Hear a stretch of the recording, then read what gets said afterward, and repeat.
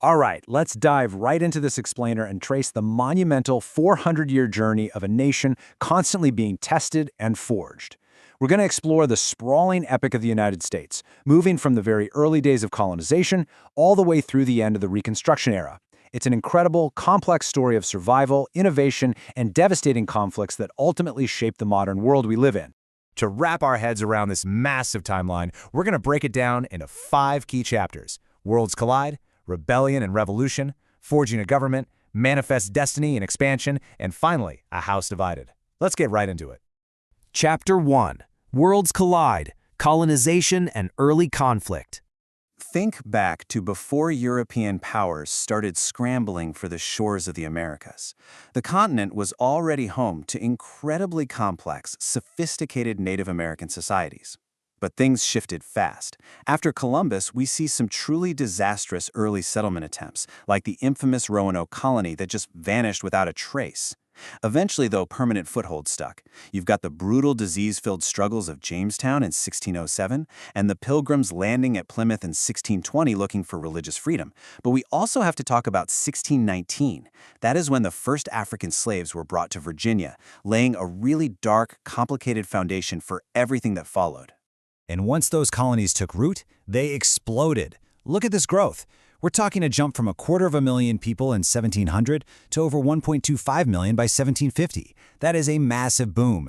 It brought serious economic muscle to the British Empire through agriculture and maritime trade, but, and this is absolutely crucial, it also meant a massive, horrifying expansion of the transatlantic slave trade, which became totally baked into the colonial economy. Now, all this growth, it definitely didn't happen peacefully.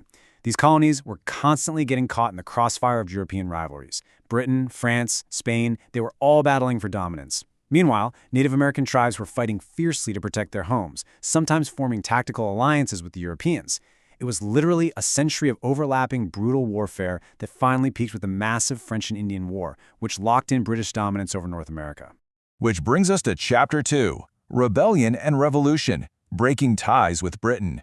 Winning the French and Indian War left Britain drowning in debt, and they decided the colonists were going to foot the bill. The escalation here is just staggering. You start with taxes on everyday things: sugar, paper, tea. The colonists, furious about having zero voice in Parliament, rally around no taxation without representation. What starts as economic boycott spirals into violence like the Boston Massacre and wild protests like the Boston Tea Party. Britain cracks down hard with the intolerable acts, and boom, the powder keg blows with the shot heard round the world at Lexington and Concord in 1775. The rebellion was officially on. And then came the words that changed everything. Drafted mostly by Thomas Jefferson, the Declaration of Independence took a localized tax revolt and turned it into a full-blown revolution. By declaring that unalienable rights come from a creator, not some king across the ocean, the Continental Congress officially cut ties with the British Empire in 1776. But hey, declaring independence is the easy part, right? Winning it against the biggest military superpower on Earth is a whole different story. When General George Washington took command, he literally had to break up snowball fights that turned into brawls among his own guys.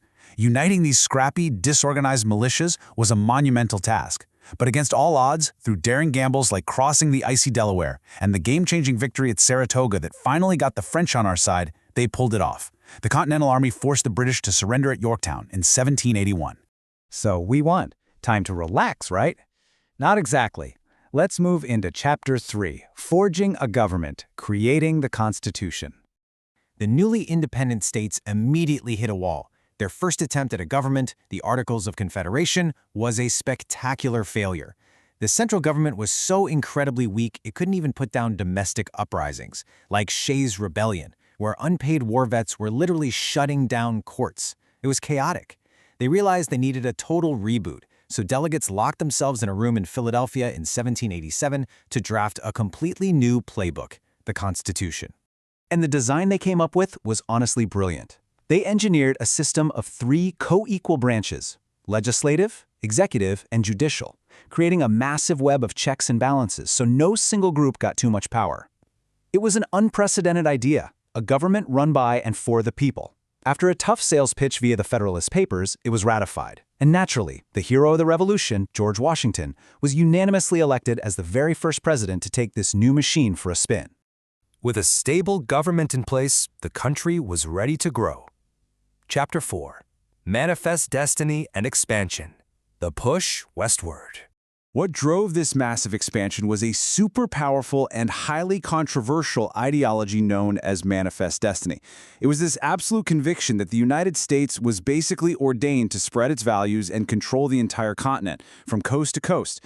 And this belief justified aggressive land grabs, completely steamrolling over the sovereignty of the Native American tribes and other nations who were already living there. The map of the country was basically redrawn overnight. You've got Thomas Jefferson instantly doubling the nation's size with the Louisiana Purchase. Then there's the War of 1812, where First Lady Dolly Madison is out there bravely saving George Washington's portrait while the British are literally burning down the Capitol building. The borders just kept pushing outward through the Texas Revolution, the Mexican-American War, and right into the absolute madness of the 1848 California Gold Rush, which sent hundreds of thousands of people rushing west. But we absolutely cannot talk about this era of growth without talking about the staggering human cost. 15,000. That is the estimated number of Native American lives lost on the Trail of Tears. Following the 1830 Indian Removal Act, tens of thousands of people were forced at gunpoint to abandon their ancestral homes and march to territories west of the Mississippi. It's a deeply sobering reality of this push westward. As the country grew, the cracks in its foundations started to splinter. Chapter 5. A House Divided, Civil War and Reconstruction. The horrific institution of chattel slavery became the ultimate breaking point. The divide was just impossible to bridge. You had the North rapidly industrializing and building major abolitionist momentum. And then you had the South, an agrarian economy completely reliant on enslaved African-American labor. After years of literal bloodshed over whether new states would be free or slave, think Bleeding Kansas or John Brown's raid, Abraham Lincoln's election in 1860 was the final straw for the South. They seceded, formed the Confederacy, and the stage was set for total war. Things officially kicked off with the artillery barrage at Fort Sumter, and for the next 4 years, the country tore itself apart in massive, devastating battles. A massive turning point hit when Lincoln issued the Emancipation Proclamation. It fundamentally shifted the war's purpose. It wasn't just about keeping the Union together anymore. It was about destroying slavery once and for all.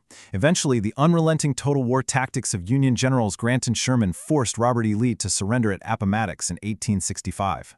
To put the scale of this conflict into perspective, look at this number, 600,000. That's the estimated death toll of the American Civil War. It was an unprecedented, heartbreaking amount of bloodshed that forced the nation into an agonizing, total rebirth.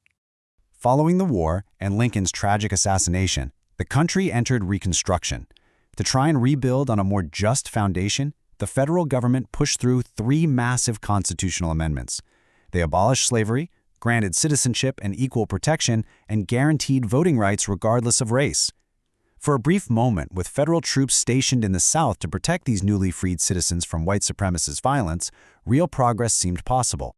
But then came 1877. To settle a heavily disputed presidential election, politicians struck a backdoor deal known as the Compromise of 1877. The federal government agreed to pull its troops out of the South. And just like that, Reconstruction was over. Without federal protection, those new civil rights were essentially abandoned, giving way to a dark, century-long era of Jim Crow laws, disenfranchisement, and systemic oppression. So after 400 years of profound conflicts, devastating moral failures, and remarkable triumphs, where does that leave us? How does the immense weight of this history continue to shape the America we live in today? It's a huge question, right? When you look at the whole picture, you realize history is never really just in the past. It's alive in our institutions, our culture, and our everyday lives.